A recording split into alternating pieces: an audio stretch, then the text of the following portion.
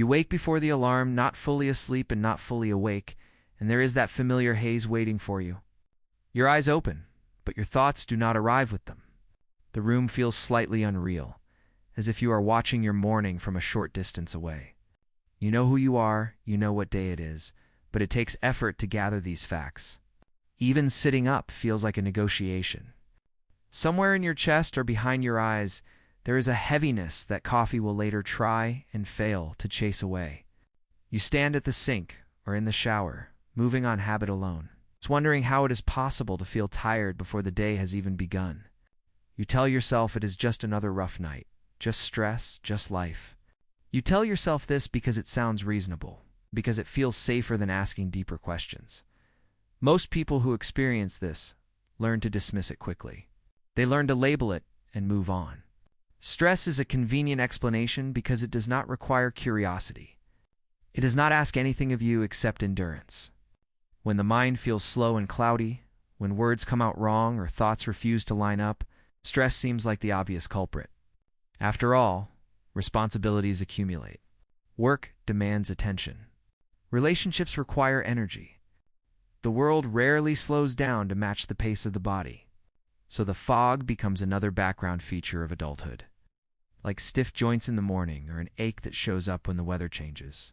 It feels normal enough to ignore and common enough to be unremarkable, but common does not always mean random, and normal does not always mean harmless.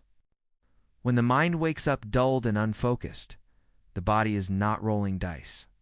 It is responding. It is adjusting. It is communicating in the only language it has. Brain fog is not a character flaw or a lack of discipline. It is not proof that you are weak or falling behind. It is information. And like most information the body offers, it tends to be quiet at first, hoping you will notice without needing to shout inside you. Even as you sleep, there is constant movement. Systems rise and fall like tides. Energy is stored, borrowed, and repaid. Repair work is attempted in the background while you are unconscious, the way a city fixes its roads at night. When everything lines up, you wake with a sense of continuity, as though the night handed you gently into the morning. When it does not, you wake feeling unfinished. The fog is not the cause of this. It is the result. It is the feeling of a process that did not complete itself. The mind depends on rhythm. It depends on clear signals and predictable cycles. When those rhythms are repeatedly disrupted, the mind does not protest loudly. It adapts. It learns to function with less clarity, less sharpness, less reserve. This adaptation is not failure. It is survival. The body is always choosing what it believes will keep you going. If resources feel scarce, it will allocate them carefully. If rest feels uncertain, it will conserve energy. The fog is often what conservation feels like from the inside. Many people imagine the brain as something separate, perched above the body like a manager barking orders. In reality, it is woven into everything else. It listens constantly to signals from below. It notices whether nourishment arrived on time. It notices whether tension was released or carried through the night. It notices whether safety feels real or theoretical. When these signals are mixed or delayed, the brain does not panic. It slows down. It waits. That waiting is what you feel as fog. This is why simply pushing harder rarely clears it. Effort is not always the missing ingredient. Sometimes the body is asking for permission to recalibrate. Sometimes it is saying that the pace you have learned to tolerate is not the pace at which clarity thrives. This does not mean you have done something wrong. It means you have been doing what was necessary. The cost is now visible. There is a tendency, especially among capable adults, to treat symptoms as enemies. A headache must be silenced. Fatigue must be overridden. Fog must be forced away. This mindset comes from responsibility. People rely on you. Tasks must be completed. You learn to negotiate with discomfort because stopping feels irresponsible. Over time, this negotiation becomes habit. You stop listening for nuance. You hear only whether you can keep going or not. Brain fog complicates this because it does not hurt. It merely dulls. It does not demand attention. It erodes it. Yet the body does not create sensations out of spite. It does not punish. It signals. When clarity is reduced, it is often because clarity is not required for immediate survival.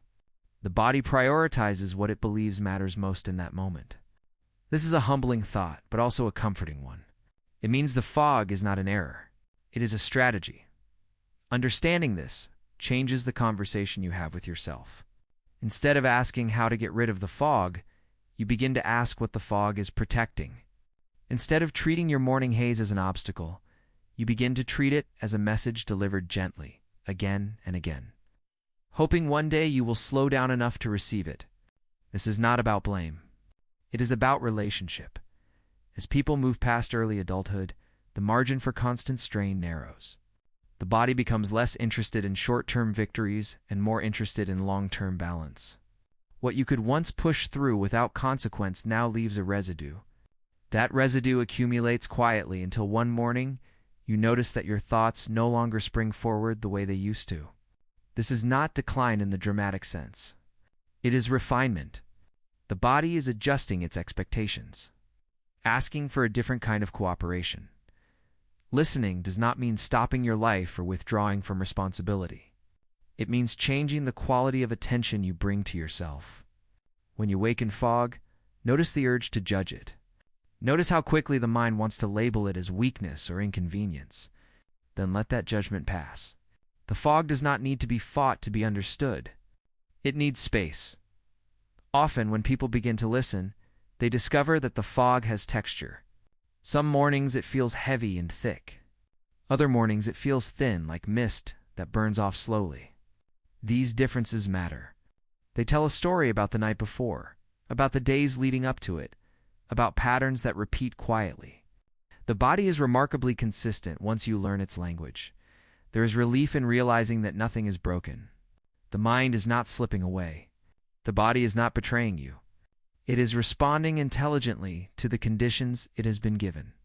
This realization alone often softens the experience. The fog may still be there, but it feels less ominous. It becomes something you walk through rather than something that traps you.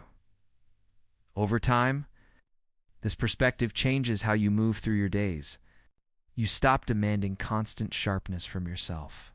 You allow moments of slowness without panic. You begin to trust that clarity returns when conditions allow it, just as night gives way to morning without being forced. This trust is not passive. It is grounded. It comes from understanding that the body has carried you this far without your micromanagement, and it knows more about timing than your anxiety ever will. There is a quiet dignity in accepting that you are not a machine. Machines are designed to produce identical output regardless of circumstance. Bodies are designed to adapt. They respond to seasons, to pressure, to accumulated effort. Brain fog is one of the ways the body says that adaptation is underway. It is a pause, not a verdict. As you sit with this idea, you may notice a subtle shift. The mornings do not immediately change, but your relationship to them does. You may find yourself less rushed to label the day before it begins. You may find that patience returns before clarity does. This is not a failure. It is progress of a different kind. The fog will not always be present. It comes and goes, often without announcement. When it lifts, it does so quietly, leaving behind a sense of steadiness rather than triumph. And when it returns, it no longer feels like an enemy invasion. It feels like a familiar signal asking you to check in, to remember that you are part of a living system that values balance more than speed. If you wake tomorrow with that same hazy feeling, see if you can greet it without resentment. See if you can allow it to exist without immediately explaining it away or trying to outrun it. Not because the fog is good, but because your body deserves the courtesy of being heard. Clarity is not something you force. It is something that emerges when the conditions are right. You have lived long enough to know that not everything valuable arrives quickly. Some understanding unfolds slowly, revealing itself only when you stop pushing past it. Brain fog is an invitation to that kind of understanding. It is not urgent.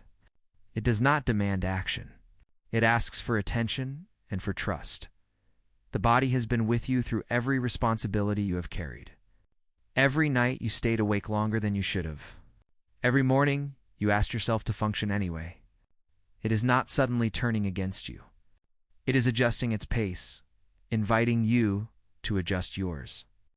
When you listen to that invitation, even imperfectly, something begins to settle. And in that settling, clarity often finds its way back, not as a burst of energy, but as a quiet, dependable presence you can rely on again.